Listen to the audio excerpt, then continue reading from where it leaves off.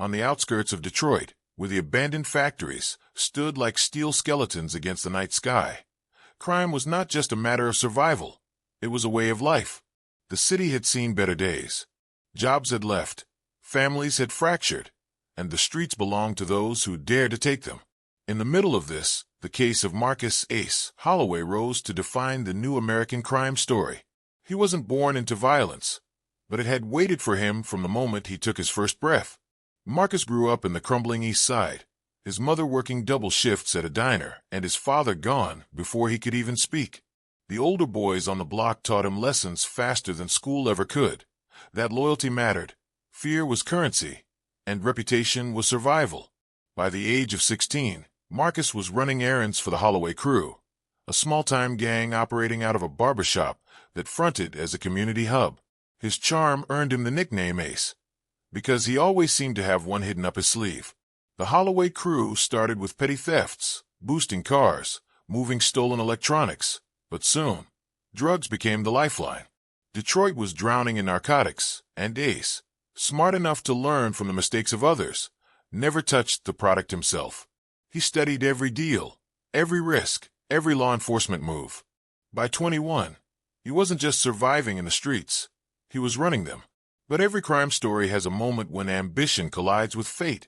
For Ace, it came with a deal gone wrong in a warehouse along the river. He had agreed to move a shipment of heroin for a larger Chicago syndicate, but the night of the exchange, police swarmed the building.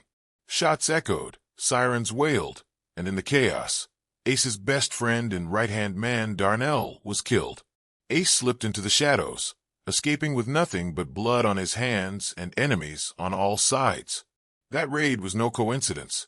An informant had betrayed him, and whispers spread across the city like wildfire. Trust, once his strongest weapon, evaporated overnight. Now every ally looked like a suspect. The Chicago syndicate demanded payment for the lost product. The Detroit police put his name at the top of their list, and rival gangs circled like vultures. Instead of retreating, Ace doubled down. He reorganized what remained of his crew, striking back with precision. He bribed cops, silenced witnesses, and took down rivals with calculated violence that sent a message. He was still in control. To the young men on the streets, he became a legend, the outlaw who defied both the law and the underworld. But legends carry weight, and soon, Ace's story drew the attention of the FBI. Agent Claire Donovan was assigned the case, a woman who had spent her career dismantling organized crime families. She saw in Ace not just another street hustler, but the making of a kingpin. She studied his movements, pieced together his operations, and began flipping the smaller players who once swore loyalty. Every move Ace made was shadowed by Donovan, and every misstep became a crack in his empire. The turning point came one winter night, when Ace planned his biggest score yet, a bank job meant to secure enough money to buy his way out of the city, maybe even out of the country. He wanted to disappear before Chicago's syndicate or Donovan's task force closed in. The plan was tight, the crew chosen carefully, but fate, as always, had its own design. As the snow fell over Detroit, Ace and his crew stormed the downtown bank. Masks on, weapons drawn. The job seemed to run smooth until one of the younger crew members panicked and fired a shot. The sound triggered alarms faster than their escape route allowed. Within minutes, squad cars surrounded the building, and inside, Ace realized the walls were closing in. Negotiators shouted through megaphones, but Ace wasn't the kind to surrender. He held his crew together, calm under pressure, trying to think 3 moves ahead.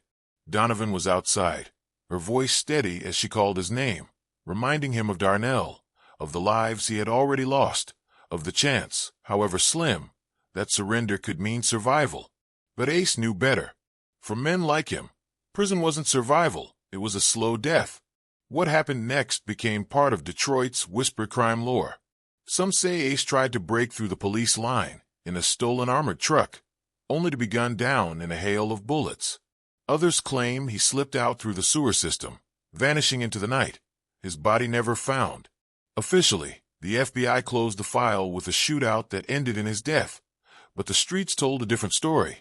That Ace Holloway was still out there, living under another name, watching, waiting.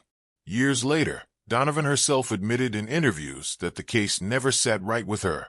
He was too smart, she said. Too careful. Ace wasn't the kind to make a mistake that big unless he wanted to disappear. For every criminal, there's the inevitable end, death, prison, or escape.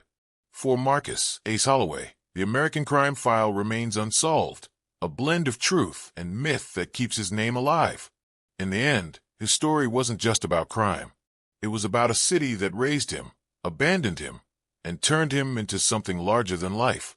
It was about loyalty broken, justice chased, and the thin line between survival and destruction. Detroit moved on, but in the shadows of its broken factories and empty streets, the legend of Ace still lingers, a reminder that in America's crime files, some names refuse to fade.